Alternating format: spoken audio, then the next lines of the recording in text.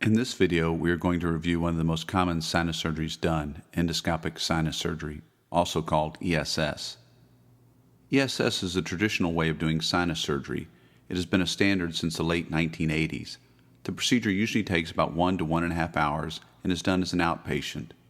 We will review a left-sided ESS. This view shows the patient's septum in the middle turbinate.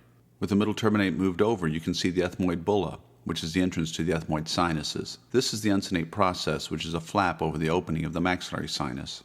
The natural opening of the maxillary sinus is here behind the uncinate process. This patient has an extra opening into the maxillary sinus known as an accessory ostia. This is not normal, and we will see in a minute how this is fixed. The procedure is started by using this instrument to make an incision in the uncinate process from back to front. Once the incision is made, the uncinate is pulled forward to make it easier to remove. The actual removal is done with a high-speed shaver. The shaver is actually not that invasive because it only removes what it touches. Instruments prior to the shaver did not cut cleanly and were known to cause excess trauma. This is a close-up view of the ethmoid bulla after the uncinate has been removed. Here the shaver is used to open the ethmoid bulla and the front of the ethmoid sinuses.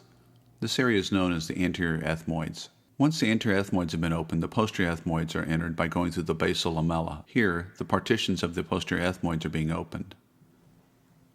After the ethmoids are taken care of, attention is paid to the maxillary sinus. This is the natural opening of the maxillary sinus called an ostia. This is an accessory or extra ostia. The problem with an accessory ostia is that mucus can flow out of the natural ostia and back into the accessory ostia and reinfect the sinus. A common question is whether you can plug the accessory ostia. Unfortunately, you cannot. What you have to do is connect the two ostia to make one large ostia. This is a view of the new enlarged ostia after the two have been completely connected. The case is completed by putting a piece of self-absorbing sponge like this into the sinus opening. This will cut down on scarring. Frequently, we will choose not to put anything in the sinuses after the surgery. I hope this was helpful. Thank you.